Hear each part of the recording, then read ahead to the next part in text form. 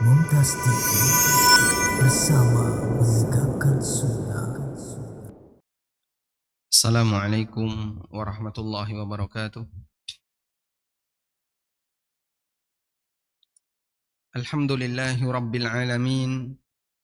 Wassalatu wassalamu ala ashrafil mursalin. Nabiyina wa maulana Muhammadin wa ala alihi wa sahbihi ajma'in. Wa ashhadu an la ilaha illallah wahdahu la sharika lah. Wa ashhadu anna Muhammadan abduhu wa rasuluh. Salawatu rabbi wa salamu alaihi wa ala alihi wa ashabihi wa man sara ala nahjihi wastanna bisunnatihi ila yaumiddin. Alhamdulillah, kita bersyukur kepada Allah Subhanahu wa taala di kesempatan pagi hari ini kita bisa berkumpul bersama dalam rangka untuk insyaallah piknik di taman surga. Libur Pak sekarang Pak? Nggak piknik keluar kota? Tidak ya? Anda datang di sini bersama dengan keluarga bukan dalam rangka untuk piknik tamasya, namun kita gantikan dengan piknik di taman surga. Insyaallah ta'ala. Nabi SAW bersabda, "Idza marartum bi riyadil jannah farta'u." Apabila kalian melewati salah satu di antara kebun surga, maka mendekatlah. Qila wa ma riyadul jannah. Lalu ada orang yang bertanya, "Ya Rasulullah, apa yang dimaksud dengan taman surga itu?" Jawab Nabi SAW, "Hilaqudz dzikri." Yang dimaksud dengan taman surga itu adalah halaqah yang berisi zikir, yaitu berisi tentang pembahasan Al-Quran dan Sunnah, berisi tentang peringatan yang diturunkan oleh Allah Subhanahu wa ta'ala. Salah satu di antara makna zikir adalah membahas peringatan yang diturunkan oleh Allah Subhanahu wa ta'ala. Allah Ta'ala berfirman, "Ya ayyuhalladzina amanu idza nudiya lis-shalah mi yaumil jum'ah fas'au ila dzikrillah." Wahai orang-orang yang beriman, apabila telah terdengar adzan di hari Jumat, fas'au ila dzikrillah, maka bersegeralah menuju zikrullah.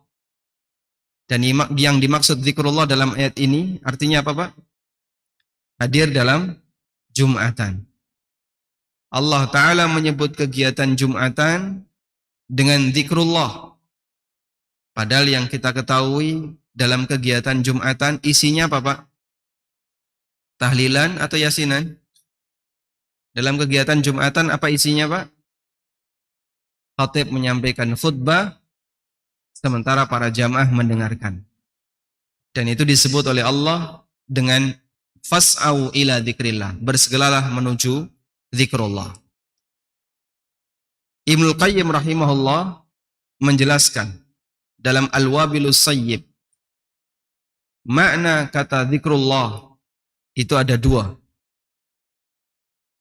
Bentuk kata zikrullah adalah frase. Terdiri dari dua unsur kata, zikrun dan Allah. Dan di situ dua kata di sini kalau dalam bahasa Arab disebut dengan mudhaf, satunya apa? Satunya mudhaf ilaih.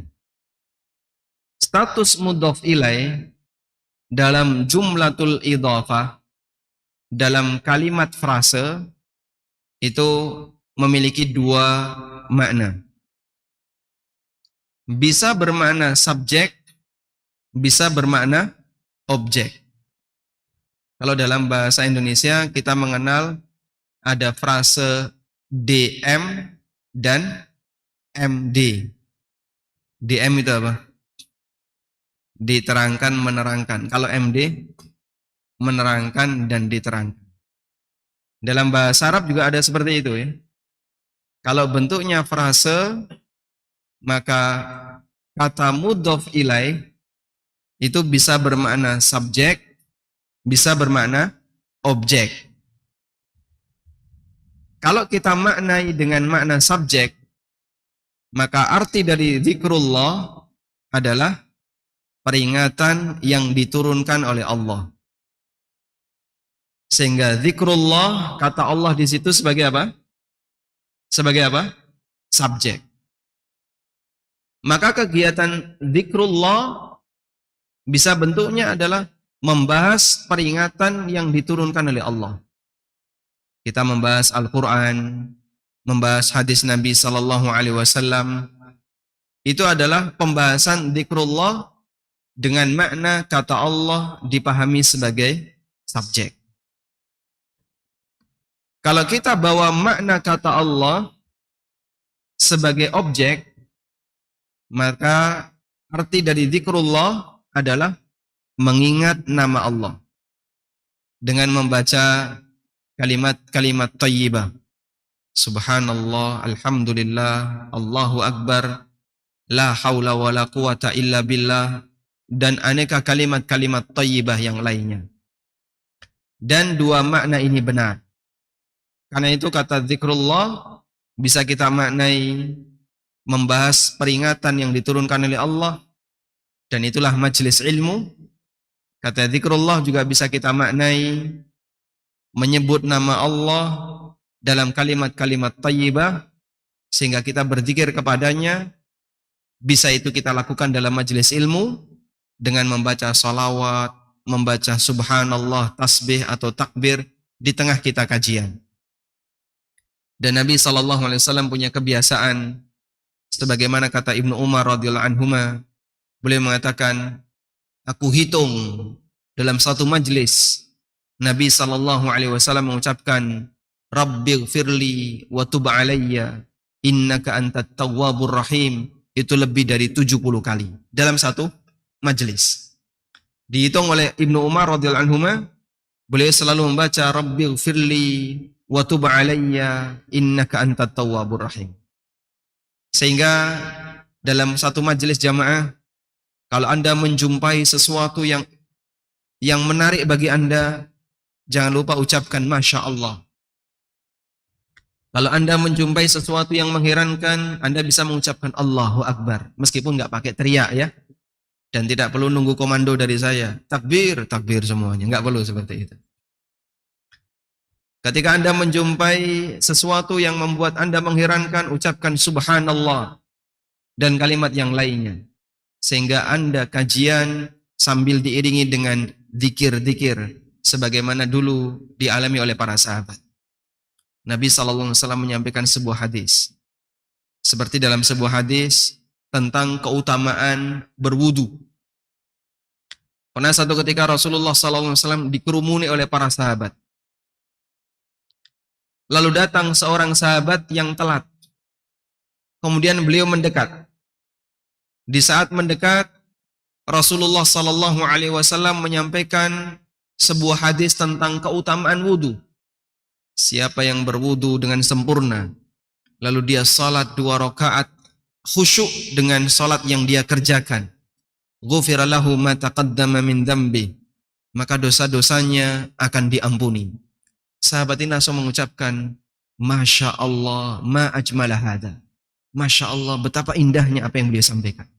Di sampingnya ada Umar bin Khattab radhiyallahu anhu. Dan beliau mengatakan, saya kira kamu ini datang telat. Nabi SAW tadi menyampaikan yang lebih sangar lagi, yang lebih mengherankan lagi. Apa itu? Kemudian Umar bin Khattab menyampaikan, Man tawadda'a thumma qala ashhadu an la ilaha illallah wahdahu la syarikalah wa ashhadu anna Muhammadan abduhu wa rasuluh illa futiha lahu abwabul jannati tsamaniyah fayadkhulu min ayyi babin syaa. Tadi Nabi SAW menyampaikan yang lebih hebat lagi. Apa itu? Kata Umar bin Khattab radhiyallahu anhu, beliau menyampaikan sebuah hadis. Barang siapa yang berwudu dengan sempurna, lalu dia membaca asyhadu an la ilaha illallah wahdahu la syarikalah wa asyhadu anna Muhammadan abduhu wa rasuluh, maka akan dibukakan untuknya 8 pintu surga dan dia boleh masuk dari pintu arah manapun yang dia inginkan. Hadis riwayat Bukhari. Sehingga sahabat ketika menjumpai sebuah penjelasan yang menarik, mereka ucapkan Masya Allah, Subhanallah, Allahu Akbar, sambil berzikir di majelis ilmu. Jangan cuma merem bengong gitu ya, gak kroso. Itu karena faktor penjelasan adalah bagian dari sihir. Baik, kita bicara apa? Temanya belum? Terjerat utang, Masya Allah. Di sini datang bukan karena untuk konsultasi utang kan? Bukan. Atau mau curhat tentang masalah utang? Bukan ya. Yang datang di sini kami doakan semoga Allah Subhanahu wa taala memberikan kelancaran rizki yang halal. Dan bagi yang punya utang, semoga utangnya segera lunas. Jangan sampai kita mati bawa utang. Karena seorang hamba yang meninggal dunia, sementara tanggung jawabnya belum selesai, berarti dia mati bawa beban. Dan kita berusaha untuk menghindari hal itu. Baik, Bapak Ibu yang dimuliakan Allah Subhanahu wa taala, sebelumnya kita akan lakukan penyeragaman istilah. Utang dalam bahasa Arab itu ada dua istilah. Ada qard, ada dain. Ada apa? Qardun dan dainun. Kalau qardun tulisannya qaf, ra, dod. Saudaranya sod. Kalau dainun, dal. Saudaranya dal. Ya, nun. Dainun. Sama atau beda ini Pak Ustadz? Beda. Ini beda. Dain lebih luas cakupannya dibandingkan qard. Kata dain lebih luas cakupannya dibandingkan qardun. Apa makna dain? Dain adalah semua tanggung jawab berupa harta yang harus diselesaikan oleh seseorang sekalipun tanpa melalui akad. Kami ulang. Semua tanggung jawab yang harus diselesaikan oleh seseorang dalam masalah harta sekalipun tanpa melalui akad. Contohnya, contoh ya, Anda datang ke toko perabotan, nyenggol gelas, pecah. Padahal nggak bawa uang. Akhirnya ketika pulang ditahan sama pemilik toko. Lalu BPKB motor diminta, ditahan. Sudah? Anda pulang dalam kondisi punya beban untuk diselesaikan dalam urusan harta. Pakai akad atau tidak? Pakai akad atau tidak? Tidak. Kenapa? Karena memecahkan gelas pakai akad, Pak. Nawaitu mencahno gelas. Orang memecahkan gelas dilakukan secara tidak sengaja. Sehingga di situ dilakukan tanpa akad. Ketika itu dilakukan tanpa akad dan dia menjadi tanggung jawab, maka statusnya dainun. Sehingga dain bisa dilakukan tanpa akad, bisa juga dilakukan dengan akad. Yang kedua, qard. Kalau qardun, tanggung jawab yang harus diselesaikan oleh seseorang dalam urusan harta yang dilakukan melalui akad utang piutang. Anda pinjam uang, kemudian setelah itu Anda mendapatkan uang. Dari situ Anda punya kewajiban untuk mengembalikan. Tanggung jawab mengembalikan ini disebut dengan qard. Akad yang Anda lakukan sehingga Anda punya tanggung jawab untuk mengembalikan ini disebut dengan akad qardun. Baik, bisa dipahami insyaallah? Bisa dipahami ya? Baik. Sekarang kalau ditanya, saya punya tanggungan pajak 10 juta, belum saya bayar. Ini dain atau qard? Dain atau qard? Dain. Ini statusnya apa? Dain. Anda punya dain kepada negara. Ada orang yang dia nggak puasa selama sekian tahun karena udzur sudah tua. Lalu dia meninggal dunia. Maka dia punya kewajiban apa? Punya kewajiban apa? Bayar fidyah. Bayar fidyah diambilkan dari hartanya. Sudah? Untuk diserahkan kepada fakir miskin dalam bentuk bahan makanan. Maka status tanggung jawab menyelesaikan fidyah ini disebut apa? Disebut apa? Dain atau qard? Disebut dain. Karena ini utang kepada agama yang belum dia selesaikan. Dan itu kan tidak melalui akad. Karena itulah Allah nyatakan dalam Al-Quran terkait masalah pembagian waris. Setelah Allah jelaskan bagaimana jatah masing-masing warisan kepada para ahli waris, Allah mengatakan mim ba'di wasiyatin yusa biha audain. Ini ditunaikan, pembagian ini dilakukan setelah ditunaikan wasiat yusa biha yang dulu pernah diwasiatkan, audainin, dan setelah ditunaikan utang. Di situ nyebutnya dain karena sifatnya umum. Baik yang melalui akad maupun yang tidak melalui akad. Makanya termasuk diantaranya utang dalam agama. Contoh utang zakat. Itu tidak melalui akad. Utang bayar fidyah, utang bayar kafaroh, dan seterusnya. Dia diselesaikan karena masuk dalam lingkup kata dain. Jelas insyaallah? Jelas ya? Sudah ngantuk jamaah? Masya Allah. Kajian duha itu memang tantangannya ngantuk ya. Silahkan ngantuk, syaratnya satu, jangan merem. Baik. Selanjutnya, jamaah dimulakan Allah Subhanahu wa taala. Kewajiban orang yang melakukan akad qard, maka dia harus mengembalikan. Kewajiban orang yang melakukan qard, dia harus mengembalikan. Karena itu,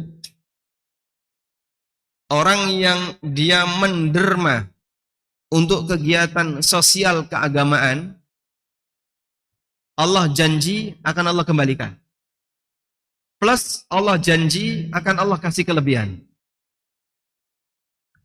Jika niat orang pada saat menderma untuk kegiatan sosial keagamaan murni dalam rangka untuk mendapatkan balasan dari Allah, maka dia disebut qardul hasan. Disebut dengan apa? Qardul hasan. Karena itu Allah sebut orang yang wakaf masjid, infak untuk kegiatan sosial keagamaan, memberikan santunan kepada orang miskin dan anak yatim, dan menolong orang yang membutuhkan. Allah sebut man dzalladzi yuqridullaha qardan hasana. Siapa yang memberikan utang yang terbaik untuk Allah, yaitu ngasih uang, ngasih harta kepada orang yang membutuhkan, kegiatan sosial keagamaan, disebut dengan qard karena akan dikembalikan. Disebut dengan qardun, Allah sebut dengan apa? Qard, karena akan dikembalikan. Man dzalladzi yuqridullaha qardan hasanan. Barang siapa yang memberikan utang kepada Allah. Kok Pak disebut utang kepada Allah? Ngutangi Allah ini kok pripun toh Pak? Allah menggunakan istilah qardun karena Allah berjanji akan mengembalikan. Fayudha'ifahu lahu wa lahu ajrun karim. Maka Allah akan lipatkan pada waktu pengembalian plus dia akan mendapatkan pahala yang mulia. Pahala yang banyak. Sehingga salah satu di antara balasan bagi orang yang menderma ikhlas karena Allah, Allah gantikan ketika di dunia. Karena Allah kembalikan. Dan qardun itu dikembalikan ketika sebelum orangnya meninggal dunia. Allah kembalikan. Makanya Nabi SAW menjamin, ma naqasat sadaqatun min mal. sedekah itu tidak mengurangi harta. Orang mengeluarkan harta untuk sedekah, hakikatnya hartanya tidak berkurang. Karena Allah berjanji akan Allah kembalikan. Selain itu, fayudha'ifahu lahu, Allah lipatkan pahalanya. Walahu ajrun karim, dan dia mendapatkan pahala yang mulia. Baik. Selanjutnya, jamaah dimulakan Allah Subhanahu wa taala. Kita akan membedakan antara akad qard dengan akad wadiah. Karena ini menjadi salah satu produk di perbankan syariah. Sering kita jumpai dalam kegiatan menabung di bank syariah, produk yang disediakan oleh pihak bank adalah produk wadiah. Bank syariah di Indonesia, mereka menyediakan dua produk utama untuk yang funding, untuk jalur funding, jalur menerima dana dari nasabah.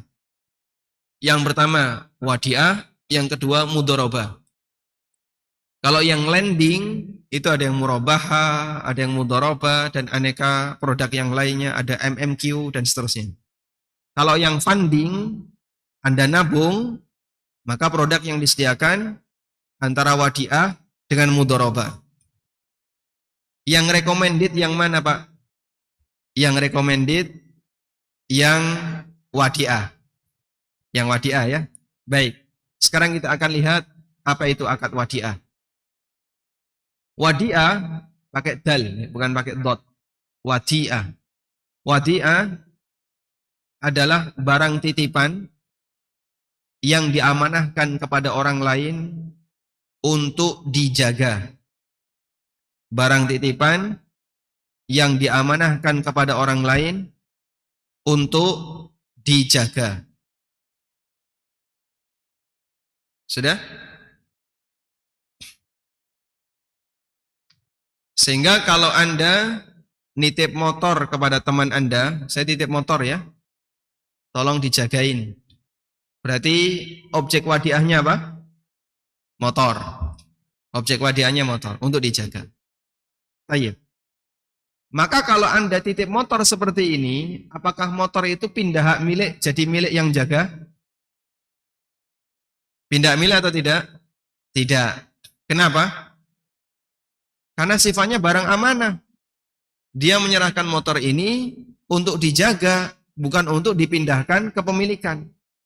Sehingga siapapun yang menerima barang itu, maka dia punya kewajiban untuk menjaganya, dan dia tidak boleh menggadaikannya. Barang milik orang jangan dipakai, jangan digadaikan. Kalau memang siap untuk menjaga, silahkan jaga. Sudah? Baik. Karena itu, apabila wadiah dipakai, apabila ada objek wadiah digunakan, dipakai oleh orang yang dititipi, maka akadnya jadi berubah. Misalnya, Anda titip motor, lalu yang dititipi minta izin, boleh nggak nanti motornya saya pakai? Dan Anda mengizinkan, maka akadnya berubah. Tidak jadi wadiah lagi, tapi jadi akad yang lain. Baik, rinciannya seperti ini. Jika objek wadiah itu berupa objek yang tidak habis pakai, contoh kendaraan, barang-barang yang ada di rumah, perabotan dan seterusnya. Apabila barang itu Anda izinkan, orang yang titip itu mengizinkan untuk dipakai oleh orang yang dititipi, maka akadnya berubah menjadi akad isti'arah. Berubah jadi akad pinjam meminjam. Saya ulang ya. Objek wadiah apabila yang tidak habis pakai, apabila diizinkan untuk dimanfaatkan oleh orang yang menerima titipan, maka akadnya berubah jadi apa tadi? Berubah jadi apa? Isti'arah. Anda mau berangkat umroh, titip mobil ke tetangganya. Pak, ini mobil saya titip ya, tolong dijaga. Kalau Bapak mau pakai silahkan, ini STNK, ini kuncinya, ini BPKB. Tapi jangan dijual. Lalu Anda tinggal umroh. Baik. Ketika Anda menitipkan dan Anda memberikan izin kepadanya untuk memakai, setiap kali dia memakai, berarti statusnya berubah jadi akad apa? Isti'arah. Yang kedua, apabila objek wadiah itu adalah objek yang habis pakai. Objek habis pakai contohnya apa, Pak? Uang, beras, air, dan semua bahan makanan. Anda titip beras ke tetangga. Dan Anda izinkan, jenengan nek butuh, monggo diambil. Yang penting pokoknya nanti kalau saya pulang, tolong sediakan yang sama. Maka akadnya berubah menjadi akad qard. Akadnya berubah jadi apa? Qard. Jadi akad qardun, utang piutang. Paham di sini? Baik. Sehingga kalau Anda titip uang ke teman Anda, saya titip uang 10 juta, di rumah kesepian, nggak ada orang, saya titipkan ke kamu, saya mau berangkat umroh sekeluarga. Lalu setelah Anda berangkat, sampai di Jakarta, teman Anda menghubungi. Boleh nggak duitnya tak pakai? Karena saya lagi butuh. Dan Anda izinkan, ya silakan pakai aja. Tapi nanti kalau saya pulang, tolong kembalikan. Siap. Maka akadnya berubah jadi apa? Qard. Yang awalnya wadiah jadi qard. Paham di sini insyaallah? Baik. Nah, sekarang kita akan bawa pada produk bank syariah. Anda menabung di bank syariah senilai sekian puluh juta. Dan menurut aturan yang berlaku di negara kita, regulasi perbankan mengatur bahwa dana nasabah yang dititipkan di bank, yang ditaruh di bank, dana itu selanjutnya diperbolehkan bagi bank untuk memanfaatkannya. Dana itu diperbolehkan bagi bank untuk memanfaatkannya. Sudah? Dan itu tanpa minta izin kepada nasabah, karena sudah jadi aturan. Jadi urfnya bank. Sudah? Makanya ketika Anda nabung ya, Anda masukkan uang ke bank misalnya 10 juta atau 20 juta. Atau kalau Pak Bos ya, masukkan 100 juta. Begitu Anda pulang, dapat SMS. Pak, mohon maaf duit Bapak tak pakai untuk renovasi kipas angin di bank. Ada kayak gitu, Pak? Pernah nggak dapat kayak gitu? Nggak ada, Pak. Bank ketika pakai dana itu, baik dipakai untuk internal, dipakai untuk produk lending, maupun dipakai untuk kegiatan yang lain, nggak pernah minta izin kepada nasabah. Padahal ngakunya wadiah. Kalau wadiah seharusnya minta izin. Saya mau pakai boleh enggak? Tapi karena di situ sudah jadi aturan, dana yang masuk ke bank syariah otomatis itu menjadi properti bank dan bank diperbolehkan untuk memanfaatkannya tanpa harus minta izin, maka hakikat akad yang dilakukan adalah akad apa? Qardun. Hakikat akadnya adalah akad qard. Sudah? Nah, kita kalau sudah paham, berarti kalau gitu Pak, nabung itu statusnya qard. Betul. Dan itu pendapat jamahir ulama kontemporer. Hampir semua ulama kontemporer. Meskipun kita akui ada sebagian ulama yang mengatakan itu bukan qard, tetap wadiah. Tapi yang tepat itu qard. Maka statusnya adalah akad qard dan sebagai konsekuensinya Anda tidak diperkenankan untuk menerima bonus apapun. Karena akad utang tidak boleh ada tambahan. Paham di sini? Sehingga kenapa kok para ustadz mereka menyampaikan dalam produk bank syariah tidak boleh ada tambahan, karena akad yang terjadi sejatinya adalah akad qard. Sehingga tambahan itu tidak boleh dimiliki oleh nasabah. Dan walhamdulillah produk-produk wadiah di bank syariah di sekitar kita, mereka tidak memberikan tambahan. Anda mau nabung berapapun, duit Anda nggak bakalan berkembang. Dan belakangan tetap ada kewajiban untuk bayar administrasi meskipun lebih kecil dibandingkan bank konven. Walhamdulillah. Baik. Selanjutnya, kita akan bahas terkait transaksi utang yang ada di masyarakat. Bapak Ibu yang dimuliakan Allah Ta'ala, utang itu boleh atau tidak? Apa hukum utang? Apa hukum utang? Boleh. Apa dalilnya? Nabi SAW pernah berutang. Dan itu tidak dilakukan sekali. Beberapa kali beliau melakukan transaksi utang. Demikian pula yang dilakukan oleh para sahabat. Baik. Sehingga secara hukum, utang diperbolehkan. Secara hukum. Namun, ada hal yang perlu untuk diperhatikan. Bahwa dalam mengambil harta orang lain secara legal, maka di situ ada niat yang sangat berpengaruh terhadap kelangsungan akad. Ada niat yang sangat berpengaruh terhadap kelangsungan akad. Maksudnya bagaimana, Pak? Rasulullah SAW pernah mengatakan,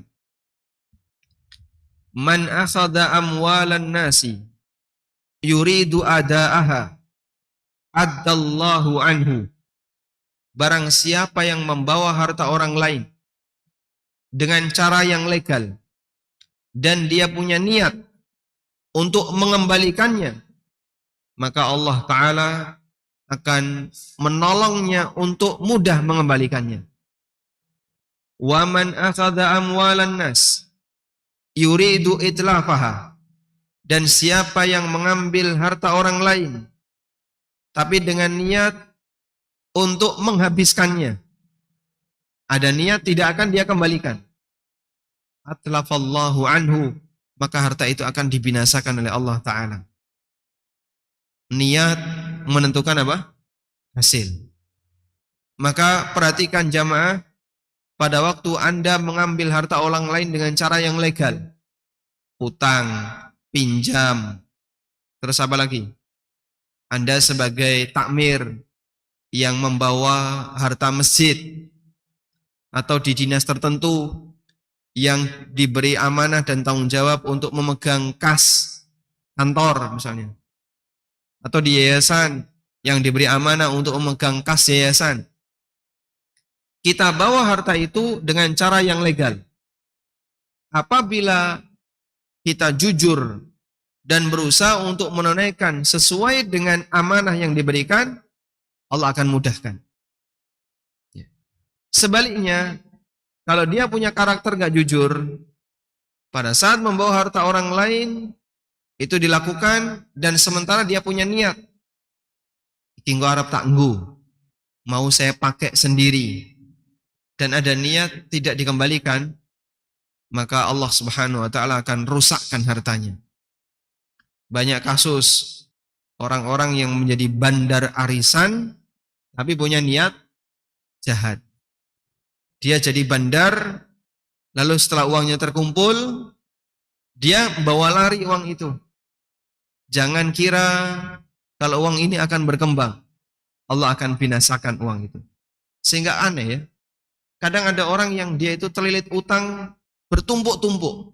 Berutang, utang. Tolong dibenerin niatnya. Bisa jadi kamu seperti ini. Kamu kan menerima uang dari orang. Seharusnya kamu itu orang yang berkecukupan. Karena kamu dikasih uang oleh orang lain. Tapi ternyata tidak. Semakin ketumpuk, dia kebebanan utang yang sangat banyak. Bisa jadi dia punya niat jahat pada waktu menerima harta orang lain, sehingga Allah Subhanahu wa Ta'ala membinasakan hartanya. Dia ketumbuk utang, sampai akhirnya ada yang masuk penjara, sampai akhirnya ada yang semuanya tersita, habis disebabkan karena dia punya niat jahat saat mengambil harta orang lain. Tayyib. Kemudian jamaah yang dimuliakan Allah Subhanahu wa taala, terkait transaksi utang, Nabi Shallallahu alaihi wasallam memberikan motivasi yang berbeda antara orang yang mampu dan orang yang tidak mampu. Rasulullah Shallallahu alaihi wasallam memberikan motivasi yang berbeda antara yang mampu dengan orang yang tidak mampu. Kenapa motivasinya beda? Agar terjadi keseimbangan yang baik dalam kehidupan nyata. Karena hak dan kewajiban bagi masing-masing orang itu dibedakan. Agar terjadi interaksi dengan ideal. Dan itu bisa kita lihat dalam semua aturan yang mengatur hubungan antara manusia dengan pasangannya. Contoh, rakyat dengan pemerintah. Ada hak dan tanggung jawab yang berbeda. Rakyat punya hak dan punya tanggung jawab yang berbeda dengan hak dan kewajiban pemerintah. Contoh yang lain, suami dengan istri. Ada hak dan tanggung jawab yang berbeda. Suami punya kewajiban dan punya hak yang itu berbeda dengan kewajiban dan hak istri. Ayah dengan orang tua, termasuk diantaranya antara si kaya dengan si miskin. Allah Subhanahu wa ta'ala berikan aturan yang berbeda. Yang ketika itu dilakukan, terjadilah dinamika kehidupan yang sehat. Maka kehidupan negara akan menjadi sehat kalau masing-masing fokus terhadap tanggung jawabnya. Rakyat fokus terhadap tanggung jawabnya. Pemerintah juga fokus terhadap apa? Tanggung jawab dan kewajibannya. Ketika masing-masing fokus terhadap tanggung jawab dan kewajibannya, mereka akan bisa saling menunaikan hak orang lain secara maksimal. Ceritanya akan berbeda kalau yang terjadi sebaliknya. Rakyat fokus terhadap kewajiban pemerintah, pemerintah fokus terhadap kewajiban rakyat. Akhirnya apa, Pak? Saling nuntut. Rakyat nuntut pemerintah, pemerintah nuntut rakyat. Sehat nggak seperti ini, Pak? Tiap hari loro hati, Pak. Akhirnya. Rakyatnya tiap hari loro hati, pemerintah tiap hari juga sakit hati. Karena mereka juga sama-sama dengan kita, sama-sama manusia. Negara akan menjadi sangat tidak sehat kalau suasana yang terjadi adalah suasana saling menuntut. Rakyat nuntut pemerintah untuk menjadi rakyat yang baik. Pemerintah nuntut rakyat untuk menjadi rakyat nuntut pemerintah untuk menjadi pemerintah yang baik, pemerintah nuntut rakyat untuk jadi rakyat yang baik. Akhirnya suasananya jadi saling nuntut. Teori seperti ini kalau Anda bawa dalam masalah keluarga akan terjadi kondisi yang sama. Kamu jadi suami, pelajari itu kewajiban-kewajiban istri. Sehingga dia mempelajari kewajiban istri. Istri juga sama, mempelajari kewajiban suami. Akhirnya apa? Saling nuntut. Suami dan istri kalau dalam sebuah rumah tangga saling nuntut, bahagia nggak, Pak? Isinya cuma curiga. Isinya hanya curiga. Suami curiga sama istri curiga sama suami. Padahal setiap hari mereka kumpul. Ini keluarga yang saya yakin sering padu, Pak. Akhirnya tiap hari cuman bisanya saling nuntut. Coba kalau suasananya dibalik. Suami fokus dengan kewajiban suami. Dia tunaikan secara maksimal sehingga istri mendapatkan haknya. Istri juga seperti itu, fokus dengan kewajiban sebagai istri. Dia tunaikan secara maksimal sehingga suami mendapatkan haknya. Maka dalam kondisi ini tidak akan terjadi saling nuntut. Masya Allah. Termasuk hal yang sama dalam hubungan transaksi utang antara orang kaya dan orang miskin. Allah Subhanahu wa ta'ala berikan aturan yang berbeda. Baik, sekarang kita akan bacakan aturan yang berlaku bagi orang yang kaya. Nanti baru setelah itu aturan yang berlaku bagi orang yang miskin. Jangan dipakai untuk menyerang orang lain. Wong sugih baca hadis-hadis tentang orang miskin dipakai untuk menyudutkan yang miskin. Sebaliknya orang yang miskin dipakai untuk membaca hadis orang kaya, dipakai untuk menyudutkan orang kaya. Sekarang kita akan baca. Yang pertama, motivasi yang diberikan oleh Nabi SAW agar orang bersedia ngutangi orang lain. Dan Nabi SAW sebutkan statusnya seperti memberi sedekah. Rasulullah SAW bersabda, "Ma min muslimin yuqridu musliman qardan marratain." Apabila ada seorang muslim yang memberikan utang kepada muslim yang lain 2 kali, illa kana kasadaqatiha marratan, maka nilainya sama seperti sedekah sekali. Jenengan ngutangi si A, utang biro 500. Terus jenengan ngutangi lagi, dia butuh lagi, utang 500 lagi, dikasih lagi. Sama seperti sedekah 500.000, meskipun nanti uang itu semuanya balik. Tapi kita mendapatkan pahala sedekah. Dan ada beberapa hadis yang lain yang diperselisihkan oleh para ulama tentang keabsahannya. Apakah itu sahih ataukah hadis yang dhaif, yang isinya memberikan motivasi untuk membantu sama muslim dengan cara memberikan utang. Salah satunya disebutkan bahwa utang itu kalau sedekah pahalanya dilipatkan 10 kali lipat. Sedangkan utang pahalanya dilipatkan 18 kali lipat. Lebih banyak utang. Kenapa kok lebih banyak pahala utang daripada sedekah? Orang kalau sedekah, begitu ngasih, sudah lepas hatinya, plong, gitu ya. Tidak ada harapan sama sekali. Wis, tak ya wis, selesai. Tapi kalau utang, ketika Anda ngasih ke orang lain, masih ada harapan nggak, Pak? Berharap untuk dikembalikan. Sehingga nanti Anda selalu berharap, kapan disaur, kapan dibayar, kapan dibayar. Bisa jadi dia menjanjikan, besok Pak ya, sekian bulan lagi kalau gajian dibayar. Wes PHP gagal. Sudah punya harapan, tapi ternyata palsu. Dan itu terjadi berkali-kali. Anda akan merasa hati ini selalu merasa ingin agar uang itu kembali. Tapi orangnya tidak mengembalikan. Kalaupun itu terjadi, Allah tidak sia-siakan. Allah ganti dengan pahala. Gak ada yang sia-sia dalam kehidupan yang dilakukan oleh seorang muslim. In ahsantum ahsantum li anfusikum. Kalau kau berbuat baik, hakikatnya berbuat baik untuk dirimu sendiri. Baik. Kemudian yang kedua, Allah akan membantu dan menolong hambanya selama sang hamba menolong saudaranya.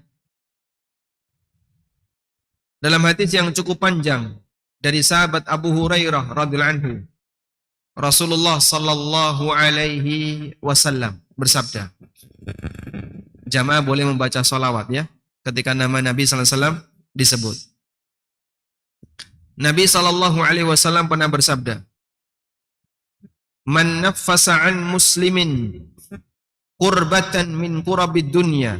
Siapa yang meringankan kesusahan yang dialami oleh seorang muslim ketika di dunia, naffasallahu anhu qurbatan min qurabi yaumil qiyamah, maka Allah akan meringankan kesusahannya besok di hari kiamat.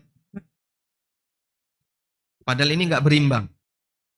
Kesusahan di dunia dengan kesusahan di akhirat, lebih berat mana, Pak? Lebih berat mana? Di akhirat. Sehingga sebenarnya tingkat kesusahannya tidak berimbang, tapi sama jenis. Sama-sama kesusahan. Anda meringankan kesusahan ketika di dunia yang dialami oleh seorang muslim, maka Allah Subhanahu wa taala jamin akan diringankan kesusahan Anda ketika di akhirat. Wa man yassara 'ala mu'sirin. Barang siapa yang memberikan kemudahan bagi orang yang mengalami kesulitan, yassarallahu alaihi fid dunya wal akhirah, maka Allah akan berikan kemudahan baginya di dunia dan di akhirat. Masya Allah. Ada seorang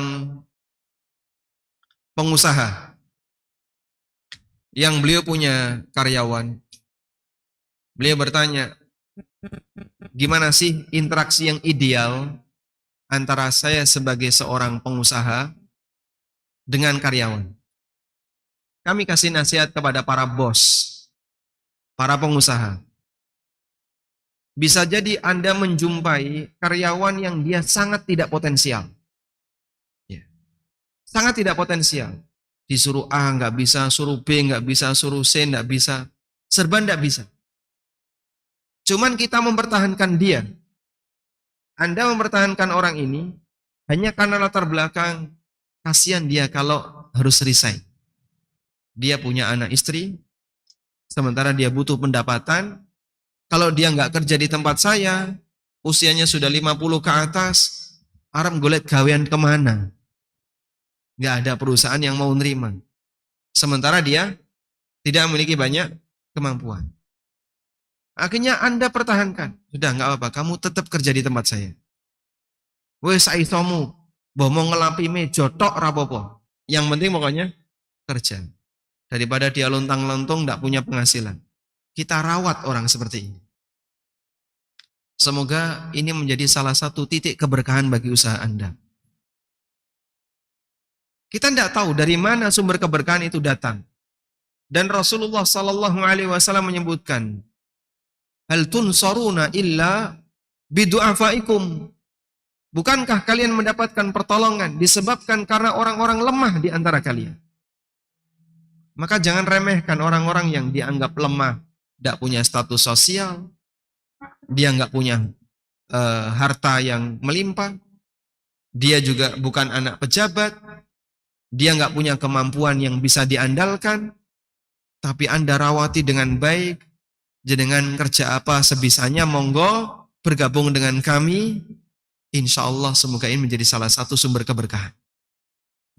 Kita nggak tahu dari mana itu asalnya, tapi dengan memberikan keringanan kepada orang yang sedang mengalami kesulitan, atau meringankan kesusahan yang dialami oleh orang yang tidak mendapatkan pekerjaan, Allah Subhanahu wa taala akan ringankan dia dari beban ketika di akhirat. Allah kasih kemudahan ketika di dunia dan di akhirat. Sumber pendapatan Anda, wah, anggaran sekian, kalau karyawannya terlalu banyak, ini bisa minus. Dalam sebuah perusahaan kan kadang orang hitung ya, biaya operasional untuk gaji karyawan. Gaji karyawan. Anda perhitungkan, ini kalau terlalu banyak menampung karyawan bisa minus. Akhirnya Anda beranikan tetap nampung. Tetap nampung. Rizki mereka Allah yang jamin, bukan aku sebagai bosnya. Paham ya? Rizki para karyawan Anda Allah yang jamin, bukan Anda sebagai bosnya. Kalaupun dia bertahan di situ dan mendapatkan gaji, Allah datangkan rizki. Bisa jadi melalui perusahaan Anda dulu. Baru nyampe ke dia. Maka para guru yang dia bekerja di sekolah, kami sampaikan, Bapak Ibu digaji sekian. Bukan karena sekolah yang memberikan rizki kepada Anda. Allah yang jamin. Dan kami berharap semoga ini bisa mencukupi kebutuhan Anda bersama keluarga. Sekolah hanya sebatas lantaran, kita bekerja karena ini bagian dari amanah. Semoga dengan itu Allah Subhanahu wa taala akan berikan keberkahan bagi semuanya. Pak bos di sini banyak nggak? Yang bos boleh angkat tangan? Nggak berani ya maksudnya. Nanti tidak banyak ngelamar kerja ya. Iya. Kita lanjutkan. Termasuk diantaranya ketika Anda membantu orang yang sedang mengalami kesulitan. Jika memang betul dia mengalami kesulitan, Anda bantu dia. Saat Anda membantu orang seperti ini, maka Allah Subhanahu wa taala akan meringankan beban kita ketika di dunia dan di akhirat. Wa man satara ala muslimin satarahu Allahu alaihi fid dunya wal akhirah. Barang siapa yang menutupi kesalahan seorang muslim, maka Allah akan menutupi kesalahannya ketika di dunia dan di akhirat. Dan salah satu di antara bentuk menutupi kesalahan muslim adalah berpura-pura tidak melihat saat memergoki orang lain sedang berbuat maksiat. Konco ngaji misalnya. Ini kan biasa ngaji sudah lama ketemu. Tiba-tiba ketika di jalan ketemu nyekel rokok. Saat dia ngelihat kita, rokok itu akan dia simpan. Mungkin dia langsung matikan, langsung diinjak, langsung apa gitu. Langsung dia simpan. Jadi dia langsung bergegas memperbaiki. Udah sampai kelihatan ustaz. Terus gimana? Jangan bilang, ayo ngerokok. Nah, itu jangan. Nanti dia merasa malu. Kalau sudah seperti itu, ketika Anda ketemu, sudah beda suasana batin. Sudah beda suasana batin. Akhirnya ketika datang kajian, mungkin dia akan menghindar. Malu saya sama dia. Kenapa? Dia pernah memergoki saya ngerokok. Nah, seperti ini kami sarankan ya. Jadi ini tidak menggunakan kaidah amar ma'ruf nahi mungkar lagi. Karena sebenarnya dia itu sudah mengingkari perbuatannya. Tapi kita pakai kaidah satru auratil muslim. Menutupi aurat seorang muslim. Pura-pura nggak lihat. Setelah itu tanya kabar. Sudah selesai. Sehingga Anda tidak perlu mengingatkan, dia sudah ingat sendiri kan? Dia sudah ingat sendiri. Maka seperti ini yang kita lakukan adalah Anda berpura-pura nggak lihat, semoga tetap bisa menjalin hubungan baik dengan orang ini. Iya. Selanjutnya, motivasi bagi orang yang kaya. Allah kasih rahmat untuk orang yang gampangan ketika transaksi. Dalam hadis riwayat Bukhari, Nabi SAW pernah bersabda, rahimallahu rajulan samhan idza ba'a wa idza ishtara wa idza iqtada. Allah merahmati orang yang gampangan ketika menjual, gampangan ketika membeli, gampangan ketika menagih haknya. Jadi orang yang gampangan disayang Tuhan. Karena sebagaimana orang ini menyayangi sesama, dengan karakter dia yang gampangan tadi, ketika menjual gampangan ya. Pinten nih ibu 10.000. Nek kulonyang 5.000 gimana? Ya ditawar aja monggo mas, ditawar. Tapi nggak dikasih. Ya kan sah-sah saja ya. Anda kalau belum merasa dapat untung doh, katanya suruh gampangan ketika menjual. Ya betul saya gampangan, jenengan nganyang berapapun tak diamkan. Dan belum tentu dikasihkan. Membeli juga seperti itu, gampangan dia. Ada model orang ketika membeli, Masya Allah, wong 200 loh direwangi padu. Sampai ada istilah ya, selisih 200 perak harus beli di tempat yang jauh. Cuman 200 perak. Subhanallah, buat apa ya ngejar kayak gini? Sudahlah, buat yang ringan saja. Jangan jadi terlalu beban apabila itu tidak menyebabkan kondisi ekonomi keluarga jadi goyang. Baik. Yang ketiga adalah gampangan ketika menagih haknya. Nagih utang, nagih gaji, nagih bayaran, nagih barang. Mana barangnya katanya jadi hari ini kok belum datang-datang. Itu diupayakan apa? Gampangan. Orang yang gampangan seperti ini akan dirahmati oleh Allah Subhanahu wa taala. Al-Hafidz Ibnu Hajar mengatakan, "Fihil haddu 'ala as-samaha fil mu'amalati wa isti'mali ma'alil akhlaq." Dalam hadis ini terdapat motivasi untuk mengedepankan sikap toleran ketika bermuamalah. Selalu berusaha mengedepankan akhlak-akhlak yang mulia. Wa tarkil masyahati wal haddi ala tarkit tadyiq ala nas. Dan tidak gampang berdebat. Transaksi kok gampang berdebat, ini kurang sehat. Makanya disebut oleh Nabi SAW, pendapatan yang berkah adalah keuntungan dari jual beli yang mabrur. Apa itu Pak jual beli yang mabrur? Jual beli yang sama sekali tidak meninggalkan sengketa. Jual beli yang sama sekali tidak meninggalkan sengketa. Wal haddi ala tarkit tadyiq ala nas fil mutalabah. Dan motivasi untuk tidak menyusahkan orang saat menagih hak, wa akhdhil afwi minhum, dan gampang memaafkan. Ya. Utang ning kene ditagih ra iso, ning kene ditagih ya wonge meneng wae, sing kene ditagih ganti nomor HP, yang sini ditagih pindah rumah. Tapi Anda merasa, ya sudahlah, meskipun itu duit yang cukup banyak ya. Ini ada yang 5 juta, 3 juta, 2 juta, sekian juta. Tapi Anda punya prinsip, yang penting pokoknya ekonomi rumah tangga nggak goyang gara-gara itu, untuk sementara Anda kasih toleran bagi dia. Semoga dengan itu Allah Subhanahu wa taala akan memberikan rahmat bagi kita dan keluarga. Selanjutnya yang keempat, motivasi untuk memutihkan utang dan memberikan kelonggaran. Diceritakan oleh Rasulullah sallallahu alaihi wasallam, ada orang yang dulu dia bukan termasuk manusia yang memiliki ibadah yang rajin. Di samping itu dia adalah tukang maksiat. Sering maksiat, ibadahnya jarang. Tapi Masya Allah, dia ini orang yang royal kepada yang lain. Dalam hadis Abu Mas'ud radhiyallahu anhu, bahwa orang yang diceritakan di atas sama sekali tidak memiliki amal ketika dihisab, selain suka memutihkan utang, sebagaimana disebutkan dalam riwayat berikut. Khusiba rajulun mimman kana qablakum. Ada orang yang dihisab di kalangan umat sebelum kalian. Falam yujad lahu minal khairi syai'un. Ternyata dia tidak memiliki amal sama sekali. Illa annahu kana rajulan musira. Selain dia hanyalah seorang yang gampangan.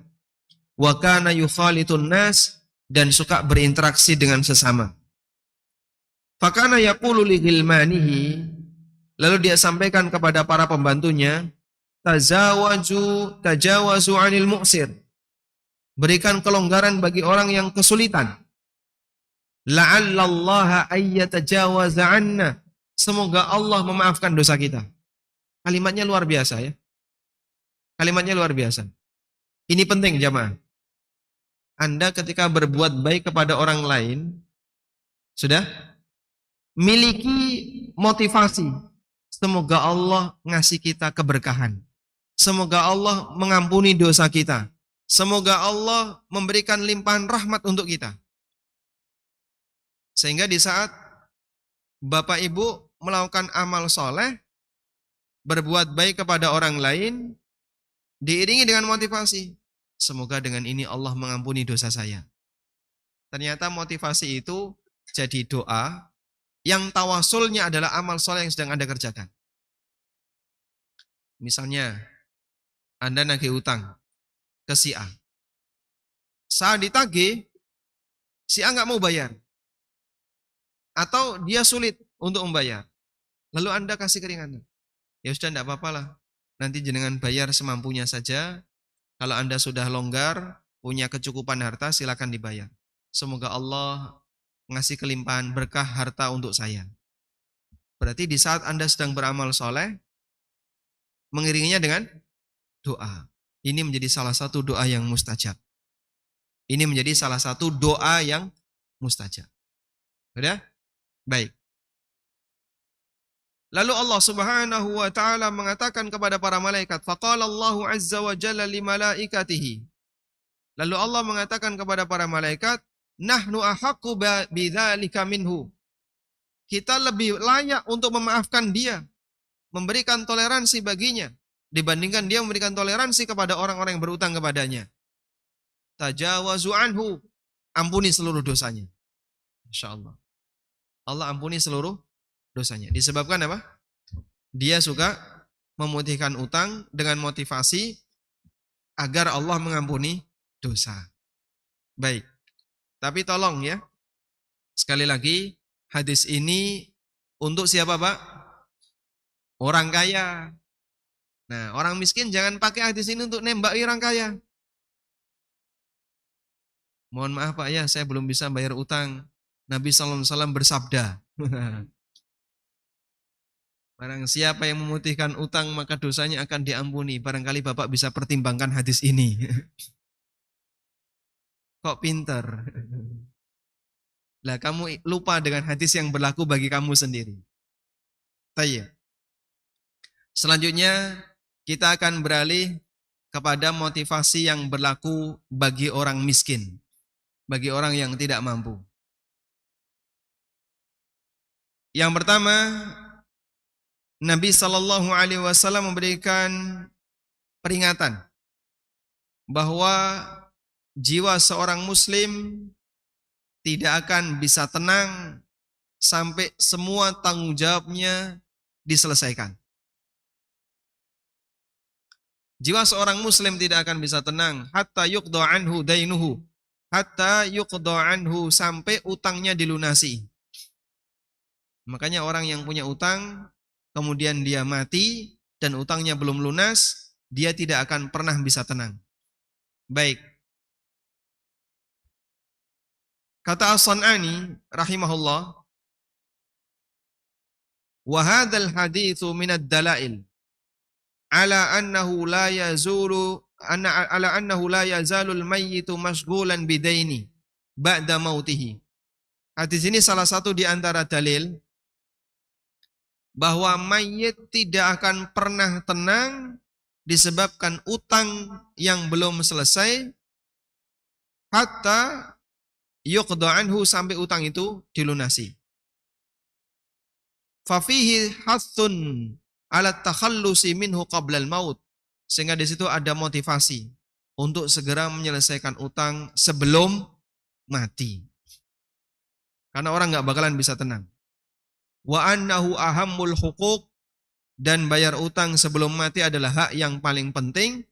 Wa idza kana hadza fid dainil ma'khud bi ridha sahibihi, apabila aturan ini berlaku untuk transaksi utang yang diambil melalui cara saling ridha, fa kaifa bima akhadha ghasban wa nahban wa salban, bagaimana lagi dengan harta yang diambil dengan cara yang isinya kedzaliman, merampas harta orang lain, korupsi harta negara, mengambil harta yayasan, atau mengambil harta milik yang bukan haknya. Maka dia punya kewajiban untuk lebih cepat lagi menyelesaikan sebelum meninggal dunia. Pada waktu pesantren lansia ya di Yogyakarta, ada peserta sanlat di sini, lansia. Masya Allah, ya. 2 orang dari Purbalingga. Kami sampaikan kepada para jamaah lansia, kalau Anda dikasih tugas oleh seorang guru, lalu dikasih waktu deadline kamu adalah pas penerimaan rapot. Kalau tugas tidak kau serahkan, rapot ditahan. Kalau tugas diserahkan, rapot dikasihkan. Sebagai seorang siswa yang ingin lulus dengan catatan yang baik, maka tugas itu diselesaikan kapan, Pak? Sebelum deadline. Biar nanti bisa dapat rapot. Kan gitu ya? Baik. Orang yang mati, sementara dia punya tanggung jawab yang belum dia selesaikan, ibaratnya ya, seperti ada siswa yang dia dikasih tugas, sampai deadline selesai, dia belum mengumpulkan tugas itu. Maka ada perhitungan selanjutnya di akhirat. Baik, berdoalah kepada Allah. Memohon, ya Allah, berikan jaminan kepadaku. Agar ketika aku mati, gak ada satupun hak yang belum terselesaikan. Tidak ada satupun tanggung jawab yang belum tertunaikan. Sehingga kita mati dalam posisi tidak membawa beban apapun yang masih ada kaitannya dengan hubungan sesama Bani Adam. Itu Masya Allah Pak, prinsip yang luar biasa. Sehingga kalaupun meninggal dunia, kita tidak punya utang dan kita juga nggak punya beban yang lain yang harus kita selesaikan kepada orang lain, karena semuanya sudah kita selesaikan ketika di dunia. Baik, karena itulah kenapa meninggal dunia dalam kondisi mendadak, mati mendadak, al-mautul fuja'ah. termasuk dianggap kematian yang kurang baik, karena orang yang mati mendadak dia nggak bisa wasiat, dia nggak bisa minta maaf kepada orang yang pernah dia zalimi, dia nggak bisa menyelesaikan utang yang belum selesai. Tapi ketika orang mati dalam posisi dia punya muqaddimah sakit dulu, kemudian dia sudah merasa sadar, kayaknya saya kok sudah dekat dengan kuburan. Lalu dia bisa berwasiat, dia bisa pesan, dia bisa selesaikan semuanya. Insya Allah ketika di kuburan dia lebih tenang. Karena kita tidak bisa menjamin akhir hidup kita seperti apa. Silakan Anda berdoa kepada Allah memohon, ya Rabbi, jamin diriku agar pada saat aku meninggalkan dunia sudah tidak ada lagi tanggung jawab yang belum terselesaikan. Tayyib. Sudah mulai harus dihitung ya. Barangkali dulu ada di antara bapak-bapak yang ngambil gorengan di kantin belum melapor. Kalaupun itu ketika di dunia nggak bisa ditagih, karena orangnya nggak tahu di mana Anda berada, Anda yang harus lebih proaktif untuk menyelesaikannya. Selanjutnya, orang yang berutang, hakikatnya dia menakut-nakuti dirinya sendiri. Rasulullah Sallallahu Alaihi Wasallam pernah bersabda, La tukhifu anfusakum ba'da amniha. Janganlah kalian menakut-nakuti diri kalian setelah Allah memberikan jaminan keamanan. Qalu, para sahabat bertanya, wa ma dzaka ya Rasulullah? Apa maksudnya ya Rasulullah? Qala ad-dain. Itu adalah utang. Orang yang berutang berarti dia nambahi beban bagi dirinya, sehingga hakikatnya dia sedang menakut-nakuti dirinya. Jamaah dibilangkan Allah, kita sebagai manusia punya tugas menjalankan apa? Syariat Allah. Padahal amanah syariat ini pernah ditawarkan oleh Allah kepada langit, bumi, gunung, makhluk yang besar-besar. Tapi semuanya ketakutan. Allah berfirman, Inna aradnal amanata 'alas samawati wal jibal, 'alas samawati wal ardi wal jibal. Fa abaina an yahmilnaha wa ashfaqna minha. Aku pernah tawarkan amanah ini kepada langit, bumi, dan gunung. Lalu mereka enggak sanggup untuk mengembannya. Wa ashfaqna minha, dan mereka ketakutan. Wa hamalahal insan, tapi manusia sanggup untuk menanggungnya. Kita makhluk yang kecil-kecil kayak ini, Pak. Enggak bisa dibandingkan dengan postur gunung, apalagi bumi dan langit. Tapi Masya Allah, mengemban amanah yang mereka ketakutan untuk mengembannya. Lalu kata Allah, Innahu kana zaluman jahula. Manusia punya dua sifat lemah. Dolim, bodoh. Dolimnya bagaimana? Dia suka berbuat maksiat. Bentuk bodohnya, tidak ngerti dampak buruknya. Sehingga dia merasa, ini kan menguntungkan, kok dilarang? Menguntungkan menurut standar siapa? Standar manusia yang banyak nggak tahu seperti ini. Akhirnya dia bilang itu menguntungkan, padahal hakikatnya sangat membahayakan. Sudah? Dan Allah memberikan tugas kepada kita, amanah yang dulu langit, bumi, dan gunung ketakutan untuk menerimanya, Allah kasihkan tugas itu kepada kita di usia berapa? Di usia berapa? Di usia balik, rata-rata 15 tahun, Masya Allah. Sehingga nggak harus nunggu dewasa dulu, tidak. Di usia 15 tahun. Maka jangan tambahkan dengan kewajiban yang lain yang harus Anda selesaikan, yaitu hutang. Sudah? Allah kasih syariat ini, kita sudah Masya Allah ya. Bagi kita ketika menjalankan, harus butuh keseriusan, butuh tenaga, maka jangan kasih tambahan beban yang lain. Wallahu a'lam. Sudah jam 10. Alhamdulillah. Baik. Menurut informasi dari panitia, materi hanya sampai jam 10. Selanjutnya wallahu a'lam. Oh, tanya jawab. Nah. Oh, siap.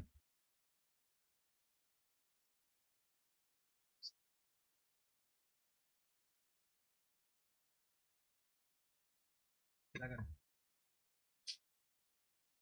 Waalaikumsalam warahmatullahi wabarakatuh. Petani dan pedagang sayur, barakallahu fiikum.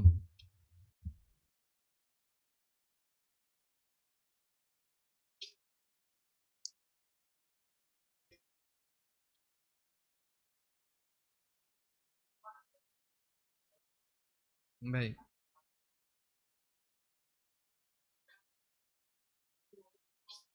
Nggih.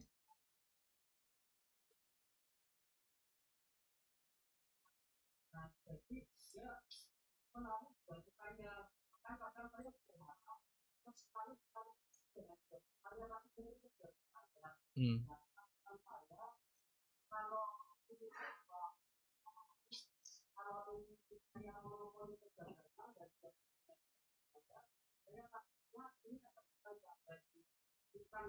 Masya Allah, barakallahu fiikum.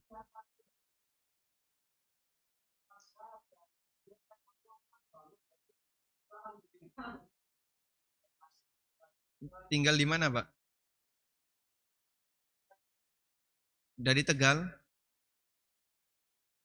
Datang ke sini untuk kajian? Dari Tegal. Tegal sampai sini berapa jam? 2 jam, Masya Allah. Sudah punya buku ini, Pak? Oh, boleh dikasih hadiah ini? Barakallahu fiikum. Baik. Beliau datang dari Tegal hanya untuk mau konsultasi. Sebelumnya kajian dulu.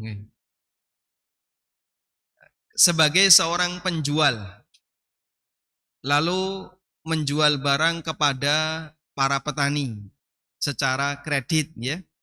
Berarti di sini petani utang obat, utang bibit, utang pupuk dan seterusnya.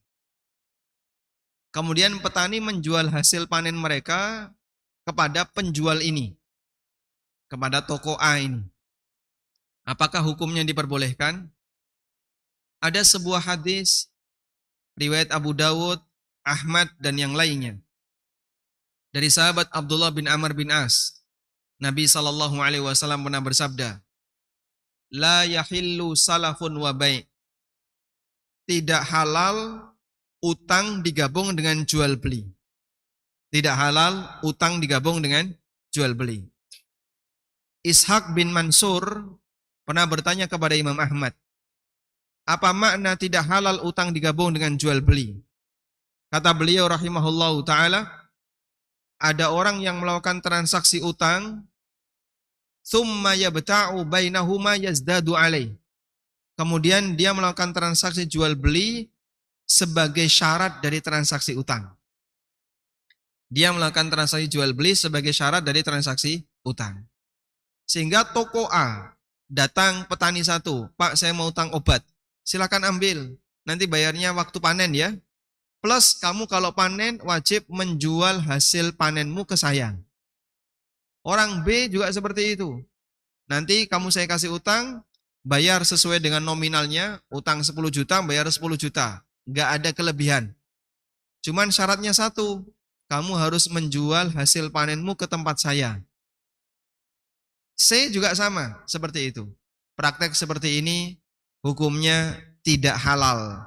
Nabi SAW menyebutnya, tidak halal utang digabung dengan jual beli. Tapi, masih ada tapinya ya. Apabila itu dilakukan secara terpisah, dalam arti tidak disepakati di depan. Sehingga ada orang yang dia ngutangi para petani, lalu petani itu menjual hasil panennya kepada orang tersebut secara sukarela. Bukan karena perjanjian. Tidak ada kesepakatan. Dan juga tidak ada permintaan dari pihak toko, insya Allah tidak masalah. Karena yang dimaksud utang digabung dengan jual beli di situ adalah utang yang dipersyaratkan harus ada jual beli. maka sudah sangat bagus. Kalau Bapak meminta kepada para petani, silahkan dijual ke tempat yang lain, tidak harus di tempat saya. Berarti itu salah satu di antara bukti, berarti di situ salah satu di antara bukti Anda tidak mempersyaratkan dari pemberian utang itu untuk menerima, menampung penjualan hasil panen kepada Anda. Dipahami insya Allah jemaah? Walhamdulillah. Baik. Masya Allah. Ya. Satu lagi ya, yang tanya langsung. Ini menghargai yang tulisan. Monggo silakan Pak.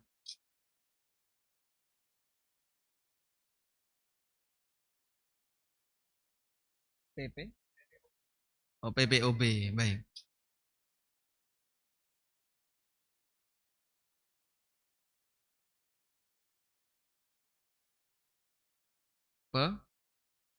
Nominalnya berbeda.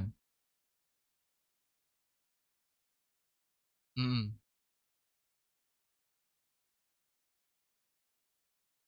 Beda harga. Ya.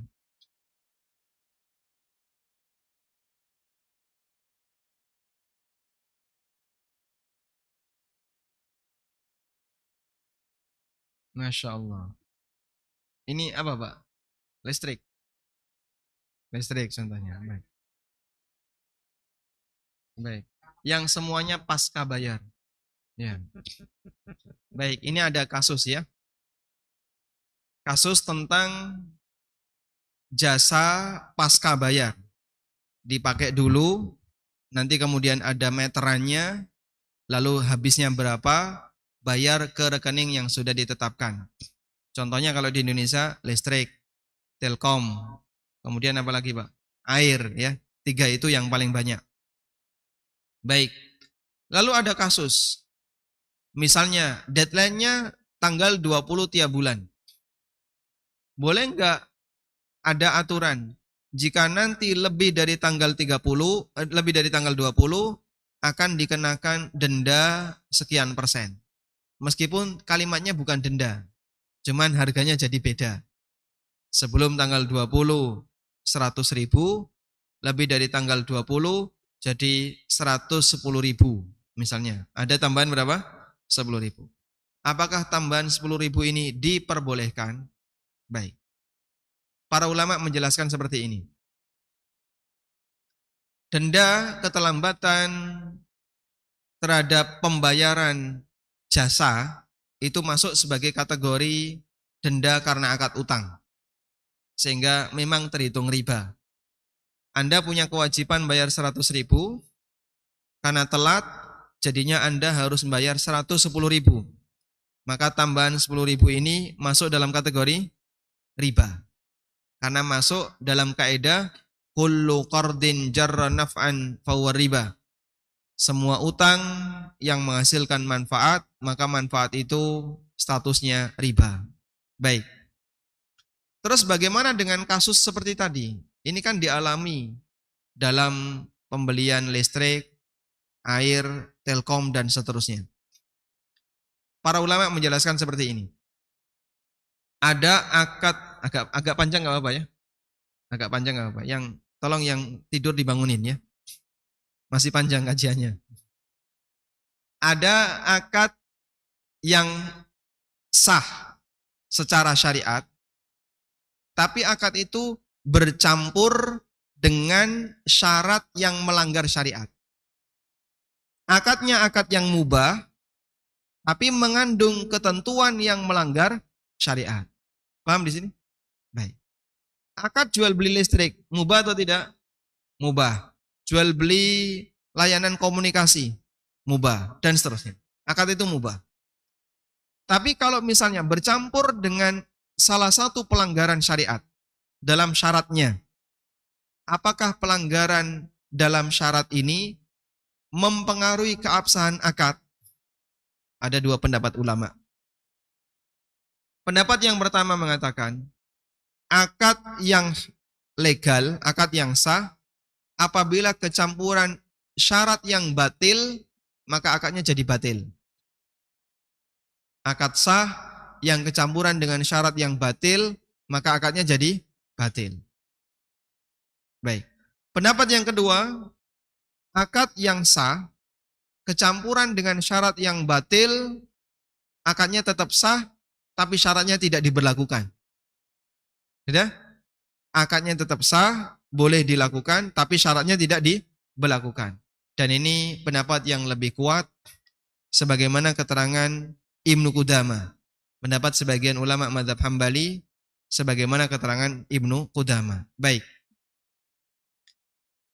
Contohnya tadi, jual beli listrik, akadnya sah. Tapi kecampuran salah satu syarat. Apa syaratnya? Kalau kamu telat bayar rekening listrik, kena denda sekian persen. Nah itu syarat yang batil. Nah para ulama mengatakan, apakah ini diperbolehkan? Jawabannya boleh dengan 3 ketentuan. 1, akad itu sangat kita butuhkan. Sehingga itu bagian dari kebutuhan kehidupan kita. Contohnya listrik. Yang kedua, keberadaan syarat yang batil itu sifatnya sepihak. Sehingga konsumen tidak bisa mengatur, sifatnya sepihak. Hanya dari satu arah. Yang ketiga, memungkinkan untuk dihindari. Memungkinkan untuk dihindari. Bagaimana cara menghindarinya? Selalu komitmen bayar tepat sebelum tanggal 20. Tepat waktu. Maka Anda tidak akan pernah terkena riba. Paham ya? Baik. Sehingga kalau Anda melakukan akad yang sah tapi mengandung syarat yang batil, bolehkah akad itu dilakukan? Jawabannya boleh dengan 3 ketentuan tadi. 1, apa Pak? Akadnya kita butuhkan. Kalau nggak butuh jangan ya. Kartu kredit juga kayak gitu Pak. Utang ada penaltinya. Berarti boleh dong Pak. Pertanyaannya, kamu butuh kartu kredit enggak? Enggak butuh. Ya jangan dipaksa, enggak butuh. Yang kedua, ketentuan itu sifatnya sepihak. Yang ketiga, memungkinkan untuk dihindari. Nah, praktek ini juga ada dalam kartu kredit. Makanya bagi orang yang terdesak hanya bisa menggunakan kartu kredit. Misal ya, dia biasa melakukan perjalanan ke luar negeri. Untuk booking pesawat, hotel, dan aneka fasilitas di situ, yang diterima hanya jaringan kartu kredit.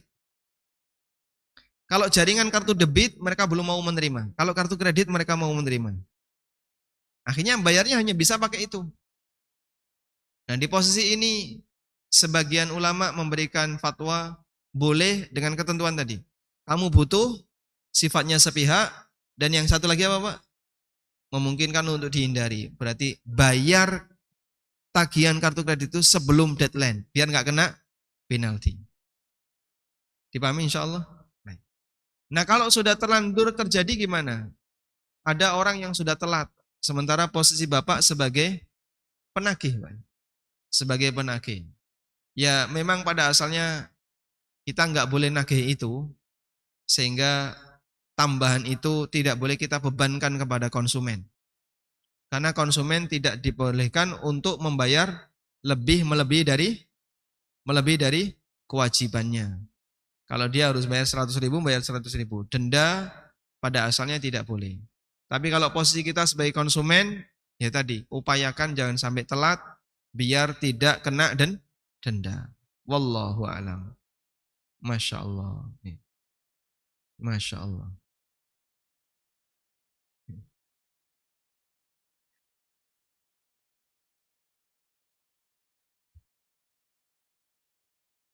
Assalamualaikum warahmatullahi wabarakatuh. Waalaikumsalam warahmatullahi wabarakatuh.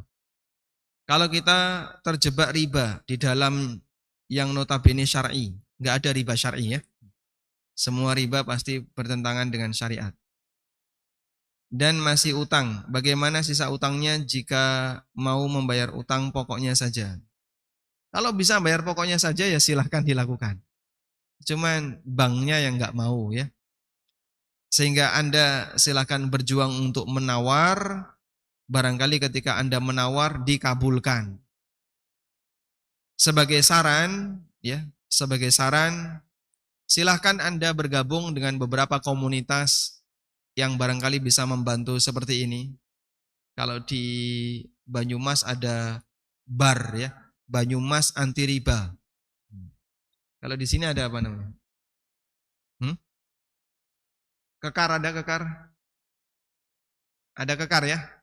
Komunitas, apa kekar itu? Pokoknya ada kekar ya. Kalau tidak salah komunitas anti riba juga ya. Baik. Nah, Anda bisa bergabung dengan mereka sehingga Anda bisa terbantukan untuk menawar ke bank. Semakin menipis nilai ribanya, makin bagus. Wallahu alam. Assalamualaikum waalaikumsalam. Jika seorang yang berutang dalam keadaan ekonomi pas-pasan, baiknya infak dulu atau bayar utang dulu. Menabung sampai nominal utang cukup baru dibayarkan atau mencicil utang, mana yang lebih baik?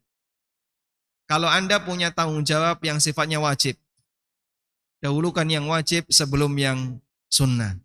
Infak hukumnya anjuran, sedangkan bayar utang hukumnya wajib. Masalah teknis, dikumpulin dulu atau nyicil, kembali kepada kesepakatan. Kembali kepada kesepakatan dan mana yang menurut Anda lebih ringan. Kalau menurut Anda lebih ringan dengan cara nyicil, daripada nanti disimpan di rumah, ya, kemudian berbahaya bagi keluarga. Karena suami kalau nyimpan uang di rumah, selalu ketahuan istri. Sepandai-pandai suami menyimpan rumah di rumah, akan jatuh juga ke tangan istri. Tapi kalau istri nyimpan duit di rumah, Masya Allah, tidak ada yang tahu kecuali dia dan Allah. Dan Anda merasa lebih aman kalau segera diserahkan, ya silahkan dibayarkan. Semoga lebih ringan. Wallahu a'lam.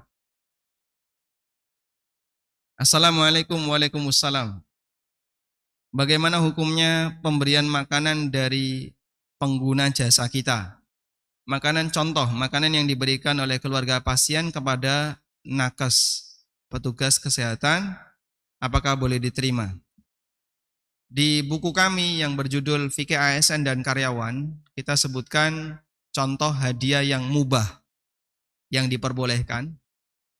Di antaranya adalah hadiah yang diberikan oleh klien, dan Anda mendapatkan izin dari perusahaan untuk menerima itu. Ada seorang sahabat, Nabi SAW pernah berceramah di hadapan para sahabat. Man ista'malnahu ala amalin fakatamana mikhyatan fama fauqaha. Siapa yang aku utus untuk melakukan tugas tertentu, lalu dia menyembunyikan hasil walaupun berupa sebiji jarum atau yang lebih besar dari itu. Dia sembunyikan, dia enggak laporkan. Illa kana alaihi gululun yu'ta yaumal qiyamah. Atau kama qala sallallahu alaihi wasallam. Maka akan menjadi harta gulul yang akan dia gendong kelak di hari kiamat. Faqala rajulun minal ansar. Lalu ada salah satu di antara sahabat Ansar yang mengatakan, "Ya Rasulullah, saya kembalikan tugas ini. Saya enggak sanggup."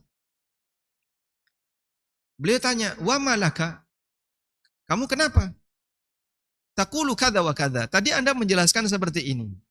Jadi saya enggak sanggup. Anda tugaskan saya untuk melakukan apa misalnya, Anda utus saya untuk melakukan tugas di Bani A, Bani B, mungkin mereka akan ngasih hadiah, ngasih sesuatu kepada saya.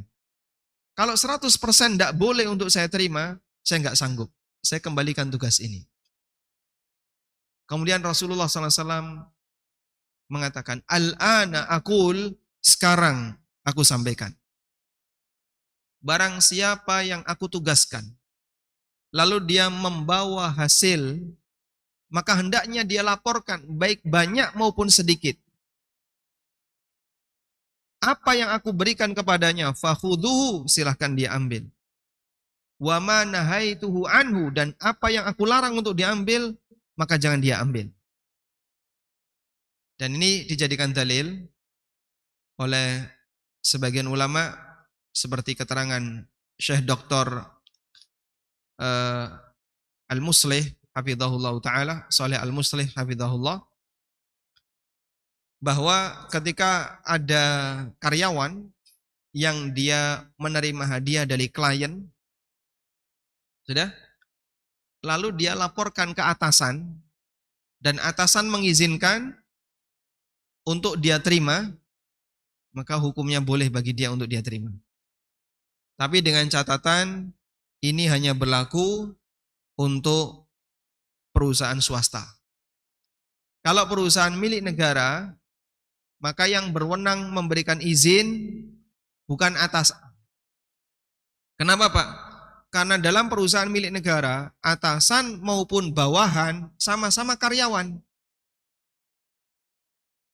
Atasan karyawan, bawahan juga karyawan. Dia bukan pemilik, sama-sama karyawan. Maka yang berhak memberikan izin untuk urusan negara adalah aturan, undang-undang. Kalau undang-undang mengizinkan, silahkan. Tapi secara undang-undang tidak boleh, hukum asalnya tidak boleh. Itu kalau instansi pemerintah. Wallahu a'lam. Assalamualaikum, waalaikumsalam. Temanku pinjam uang untuk usaha. Pada waktu pinjam nggak ada perjanjian apa-apa. Setiap 1 tahun temanku yang pinjam ngasih uang dengan ngasih uang aku. Apa ini termasuk riba?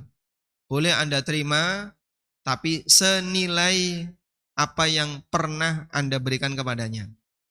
Tahun ini ngasih, ya dicatat aja, berarti kan cicilan ini ya. Berarti ngasih ini sebagai apa? Cicilan. Jika total cicilannya sudah sesuai dengan angka yang pernah Anda berikan kepadanya, sudah selesai kewajiban dia. Anda sudah tidak boleh lagi minta kepadanya. Wallahu a'lam.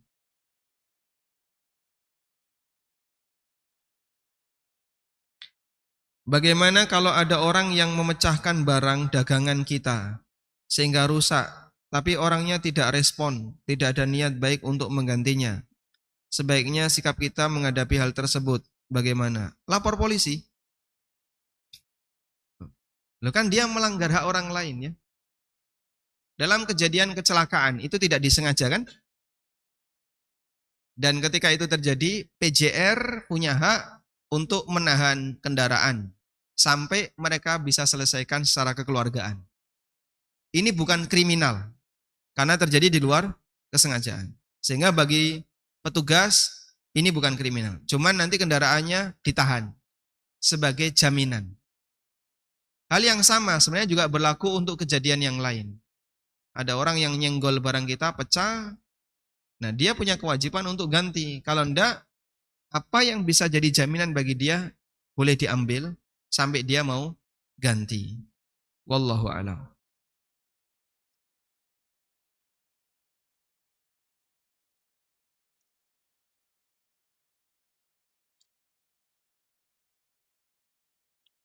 Assalamualaikum warahmatullahi wabarakatuh. Waalaikumsalam warahmatullahi wabarakatuh. Mohon penjelasannya.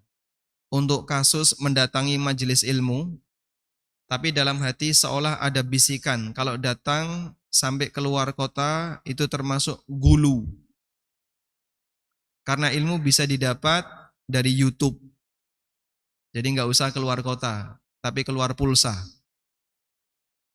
Juga bisikan di antara yang lainnya, niatnya belum tentu lurus untuk Allah. Karena hanya ingin lihat ustadz yang belum pernah dijumpainya. Masalah niat ini soal pribadi ya. Tapi ketika Anda belajar dan sampai harus keluar kota, dari Tegal, ada yang dari luar kota banyak di sini. Dari mana Pak? Purwokerto. Purwokerto satu kota Pak. Dari Pemalang. Nah, Masya Allah. Ada yang dari Tegal, ada yang dari Purwokerto, dari Pemalang, mungkin dari Banjar juga ke sini ya. Dulu para ulama mereka ketika melakukan thalabul ilmi itu memakan waktu bertahun-tahun. Abu Hatim Ar-Razi, imam dalam masalah jarh wa ta'dil. Safar pertama ketika beliau thalabul ilmi 7 tahun. Safar pertama. Karena kan beliau melakukan safar berkali. 7 tahun dari mulai meninggalkan rumah sampai balik itu 7 tahun Pak. Kira-kira istri antum sanggup nggak ditinggal 7 tahun untuk belajar? Bapak kemana? Mondok. Katanya mau 7 tahun mondok. Masya Allah. Itu safar pertama. Dan beliau keliling dari ulama ke ulama yang lain. Karena dulu para ulama begini ya. Misalnya beliau keluar dari kota Baghdad ke Mekah. Nah di Mekah itu muter. Ada berapa kajian di Mekah itu? Tinggal di Mekah misalnya selama 2 tahun. Nanti setelah selesai di Mekah, pindah ke Madinah. Di Madinah selama sekian tahun. Nanti setelah itu kemana? Oh lanjut ke Syam, ke utara. Mekah, ke utara, Madinah, lanjut ke Syam. Nanti di Syam selama sekian tahun. Terus lanjut kemana? Lanjut ke Mesir, nyebrang. Nanti di Mesir selama sekian tahun. Caranya seperti itu. Jadi bukan keliling terus, bukan ya. Tinggal di kota ini selama sekian tahun, kota ini selama sekian tahun. Nyambut gawe, kerja, sambil belajar. Sehingga mereka mencukupi kebutuhan dirinya dengan cara bekerja, dan mereka juga belajar di kota itu. Imam Ahmad bin Hambal pernah jadi kuli ketika beliau belajar. Beliau pernah belajar ke Yaman, ke Imam As-San'ani, penulis kitab Al-Musannaf. Dan itu memakan waktu berpuluh-puluh tahun. Mereka belajar. Baik. Sehingga tidak masalah ketika Anda safar dalam rangka menuntut ilmu agama, ini bukan termasuk tindakan gulu. Dalam kegiatan ibadah, safar yang dilarang itu adalah menjadikan tempat tertentu sebagai tujuan. Sebagai tujuan utama ibadah. La tusma'lul muti. La tusta'malul muti. Tidak boleh orang mempersiapkan safar. Dalam riwayat yang lain, la tushaddur rihal. Tidak boleh melakukan safar untuk ibadah kecuali ketika masjid. Masjid Nabawi, Masjidil Haram, dan Masjidil Aqsa. Maksudnya adalah safar untuk ibadah di tempat tertentu. Yang jadi tujuan apa? Tempatnya. Tapi kalau safar untuk ibadah dengan kegiatan tertentu, boleh. Yang jadi tujuan kegiatannya. Sehingga tolabul ilmi ini tempatnya atau tujuannya? Tempatnya atau kegiatannya? Kegiatannya. Tujuannya adalah kegiatannya, bukan tempatnya. Maka andaikan forum ini tidak berada di Masjid Darussalam, ada di Masjid As-Siddiq, atau ada di Masjid Utsman, Anda akan datang ke sana. Yang jadi tujuan kegiatannya bukan tempatnya. Paham di sini? Ada orang yang dia beribadah dengan tujuan tempat, sampai safar. Contohnya ke kuburan. Para titik-titik ya. Mereka melakukan safar itu ya. Dalam rangka untuk mengunjungi titik-titik ini. Safar dalam rangka ibadah di titik tertentu, itulah yang dilarang oleh Nabi sallallahu alaihi wasallam dalam hadis tadi. Wallahu a'lam.